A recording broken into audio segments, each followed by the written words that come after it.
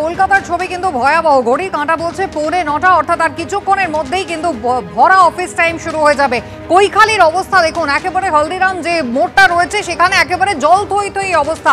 কিভাবে ট্রাফিক নিয়ন্ত্রণ করতে হচ্ছে ট্রাফিক পুলিশকে। ব্রতদীপ ভট্টাচার্য রয়েছেন সরাসরি। ব্রতদীপ, এই অবস্থার মধ্যে দিয়ে আজকে দিনভর বৃষ্টির পূর্বাভাস রয়েছে, তারই মধ্যে যাতায়াত করতে হবে মানুষজনকে। একেবারে দেখো, দিনভর শুধু নয়, আগামী কয়েকদিন বৃষ্টির পূর্বাভাস রয়েছে এবং সেই বৃষ্টি যদি পূর্বাভাস অনুযায়ী হয় তাহলে কিন্তু এই দুর্ভোগের ছবি আগামী কয়েকদিন বদলাবে না, তা বলার অপেক্ষা রাখে না।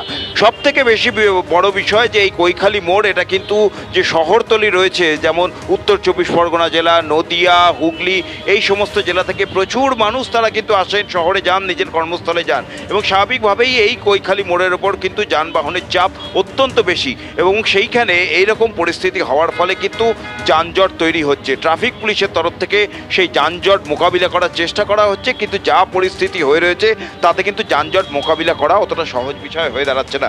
কারণ এই যে ভিআইপি রোড, তার একাংশ পুরোটাই জলমগ্ন দেখতে পাচ্ছ এবং এই জলের নিচে কিন্তু খানাখন্দ রয়েছে, অত্যন্ত বিপজ্জনক খানাখন্দ রয়েছে।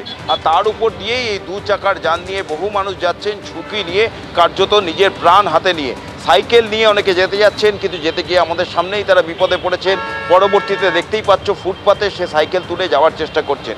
এভাবেই কিন্তু অত্যন্ত বিপদ নিয়েই কিন্তু সাধারণ মানুষ এখান থেকে যাতায়াত করছেন, কিন্তু এই পরিস্থিতি থেকে নিস্তার কবে পাওয়া যাবে সে উত্তর কিন্তু কারোর কাছে নেই। যারা নিত্যযাত্রী তারা অভিযোগ করছেন যে প্রত্যেক বছর বর্ষার সময় এই পরিস্থিতি হয় কৈখালি এয়ারপোর্ট 1 নম্বর গেট এলাকায়, কিন্তু এখান থেকে নিস্তার পাওয়ার জন্য স্থানীয় প্রশাসনের কোনো রকম উদ্যোগ তারা দেখতে পান না। এখন কৈখালিতে যে জল জমে রয়েছে এবং স্বাভাবিকভাবে ভিআইপি রোডের যে যান চলাচল তার উপরে যথেষ্ট প্রভাব পড়ছে, কারণ এইখান থেকেই কিন্তু ভিআইপি রোড শুরু হচ্ছে কলকাতা বিমানবন্দরের পর থেকে এবং এখান থেকে উল্টোডাঙ্গা পর্যন্ত। স্বাভাবিকভাবেই একেবারে ঢোকার মুখে রাস্তার এরম বেহাল দশা হয়, কিন্তু এর প্রভাব যশোর রোডেও পড়ছে। যানজট ভিআইপি রোডে যেমন তৈরি হচ্ছে এই কৈখালির মুখে, তেমনই কিন্তু যশোর রোডের একাংশ এর প্রভাবে যানজট তৈরি হচ্ছে। কুসুমিতা, ধন্যবাদ।